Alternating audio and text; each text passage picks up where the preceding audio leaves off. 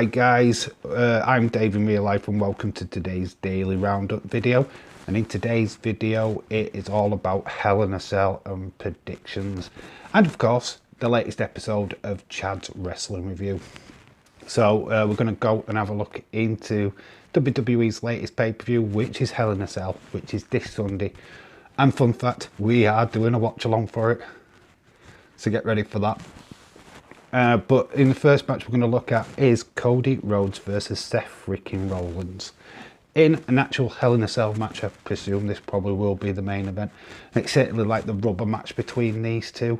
I think this feud has to come to an end, so I do think Cody has to win.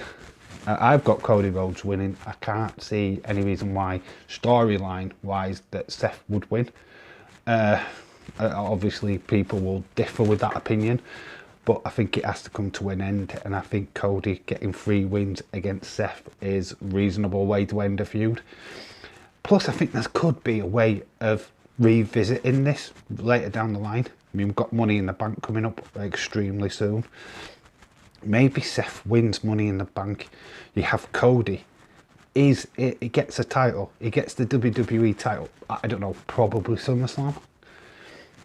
That same night, just as he's getting that belt, comes Seth running down with that briefcase. Massive moment just before Cody can finally get his legacy. It's stolen away from him by Seth.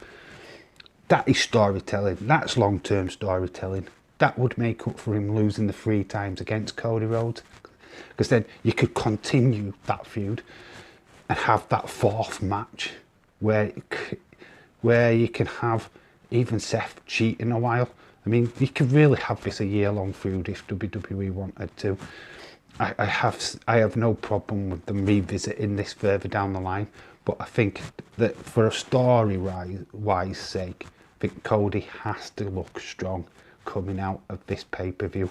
So, gone for Cody Rhodes on that one. And plus he's in my wrestling league team. Come on, come at me. I'm gonna pick him, aren't I? We have a triple threat match then for the Raw Women's title, which is Bianca Belair, the champion, going up against Becky Lynch and Asuka. I realise I can probably hear half of the chat right now that I would love nothing more than Asuka to go on and win the title. She is just a breath of fresh air whenever she's on TV. She's one of them wrestlers that you can really get behind. She's not annoying. It's a little baby. I just love how she interacts with Becky. I just love how she presents herself. The broken English is quite a charming aspect, I guess. Becky obviously being whining. Can't live without a title. Feels like should have the title opportunity, so I can see her just getting smacked around by both Bianca Belair and Asuka throughout this match. I do think, though, all fairness, I think Bianca Belair retains. I am going for Bianca Belair retaining her title. That's what I'm going for. Right, to another match. They all seem to be all Raw matches. I don't know why that is, but it seems very Raw heavy. I don't know if any matches from SmackDown will be added to this pay-per-view, but it's all Raw at the minute. So we've got Bobby Lashley in a handicap match against MVP and Omos. This is a 3rd match. It's all continuing from WrestleMania. We've got matches from WrestleMania Backlash. I've got Bobby Lashley winning this. I think he wins the feud all out. I think this will end the feud altogether, and it's ultimate revenge over MVP, because MVP is being slotted into this match to take the pin to protect Omos. It's quite simple. Omos is not going to look great if he takes the pin for the 2nd time against Bobby Lashley, let's put it that way. So to protect Omos, making him still that mega monster, he'll get taken out of the match some way along the line, and then MVP is in the ring, gets battered, probably put in the hurt lock. Bobby Lashley's going to win all day long in this one for me. So we've gone for Bobby Lashley. Then we've got Ezekiel versus Kevin Owens. Well, we've seen the build. The build to this is just that Kevin Owens thinks that Ezekiel is Elias. Elias is Ezekiel. Does it really matter? I kind of want WWE to do something. Obviously, we've seen video packages what Elias used to use, you know, about WrestleMania, where he had him on the drums, the guitar, and all of that jazz. His own personalised band. I can see them doing it again. What if, during the match, live feed, and it's Elias? So you'll have Ezekiel in the ring, Elias on the Titantron. It blows Kevin Owens' mind because he can't believe what he's seeing. He's like literally convinced that's not live, that's not true. He's here, I'm telling you, and it gets so confused that he ends up taking a loss. Ezekiel pins him for the win. So I've gone for Ezekiel. I think there could be quite a bit of a fun way to end this match, where you have Elias on the screen, Ezekiel in the ring. Obviously it's going to be both guys. Elias is Ezekiel and all that, but I'm sure they're clever enough to find a way of finding old footage which they could just put on the Titantron. I don't know. It'd be interesting to see how they conclude this, but I think Ezekiel is definitely walking out the victory. I can't see why they'd give it to Kevin Owens, to be honest. Then we've got Theory versus Ali. We've already seen this match. We saw it on Monday Night Raw. A very beaten up Ali. I want to say Ali wins, to be quite honest with you, but I've got a theory that Theory retains.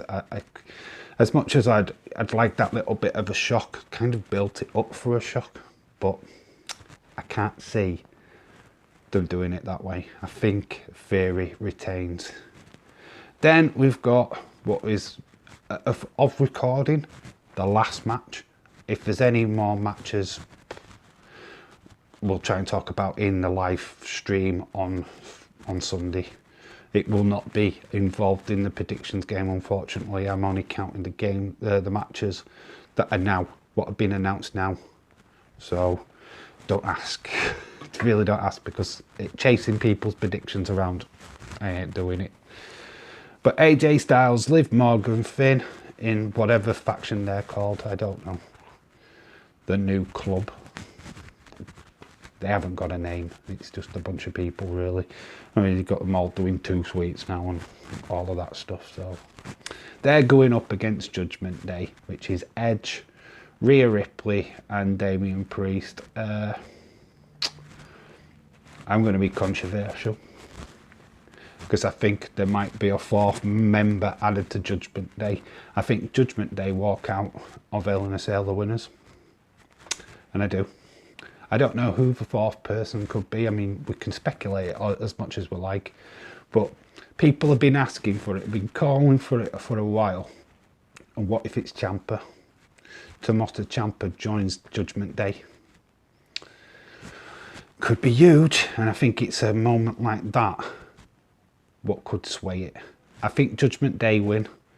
I think Edge, Rhea Ripley, and Damian Priest are the future. That faction needs to succeed in every opportunity right now for it to be a major force in WWE. So beating the trio of AJ Styles, Liv Morgan, and Finn is the right way to go. So I'm going for Judgment Day. So they are my Hell in a Cell predictions. Make sure that you put your predictions in the comment section below.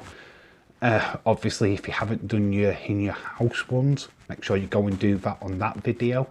These all count to the Fantasy Wrestling League, which we are going to get to after the famous segment from James Chadwick.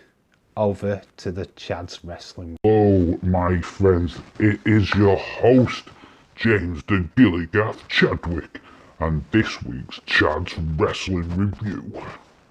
And in this week we are going to talk about NWA.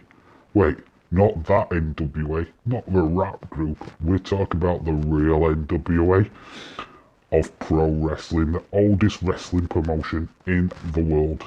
The likes of Harley Race, Ric Flair, Dusty Rhodes have been champions of this promotion in its early years and paved the way for the new talent of today, with the likes of Nick Aldis, Camille, Trevor Murdoch, Matt Cardona and Mickie James.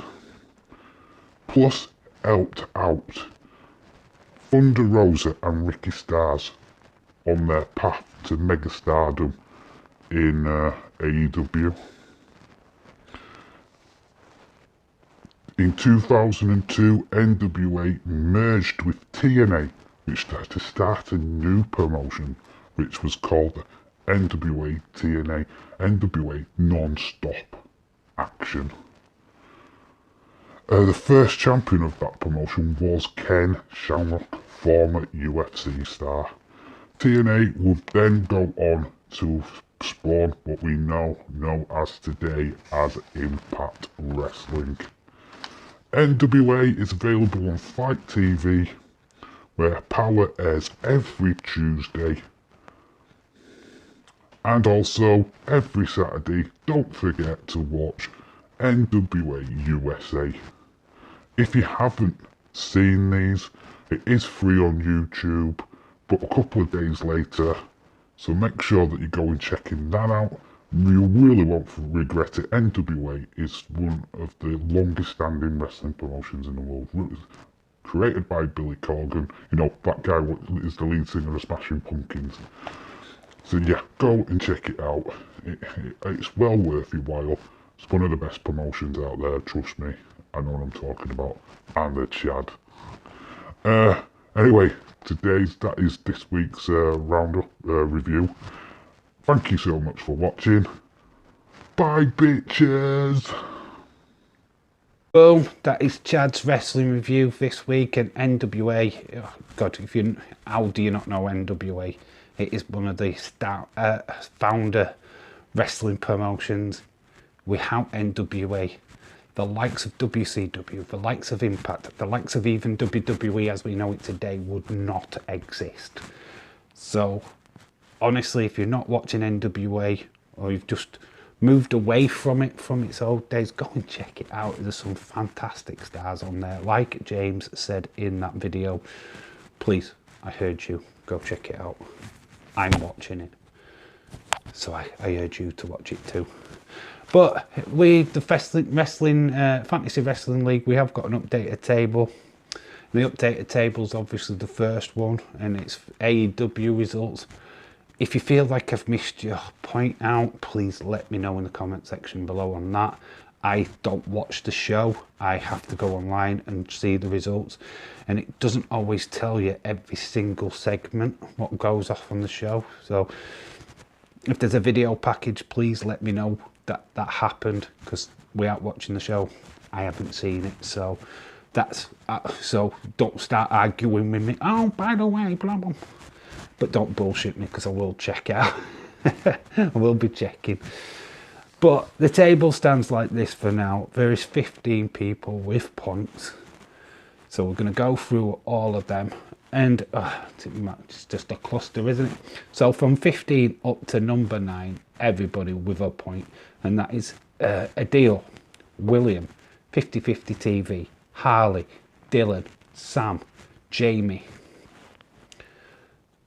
They are the players with all 1 point, right?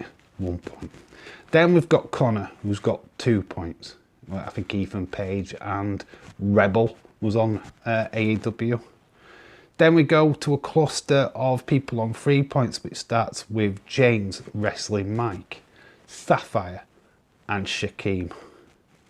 And then to the interesting part, the top 3. The top 3 is Ever Right, Wes, and Mouldy Spoon. So that is your updated table going into SmackDown and Rampage. If your name's not on that table, it's because you've got no points. There's no point in me writing it on. So there's 34 players now playing the Wrestling League.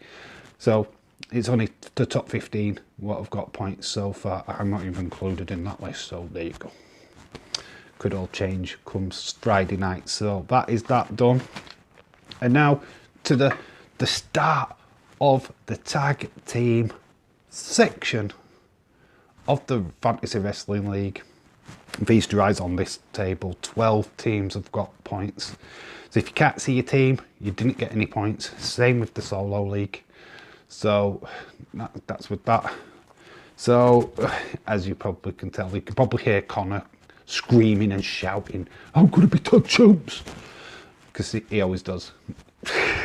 They're on 6 points. So I don't even know how I'm going to say this. The foreskin fairies, guys, you should be deducted 4 points for such an incredibly bad name.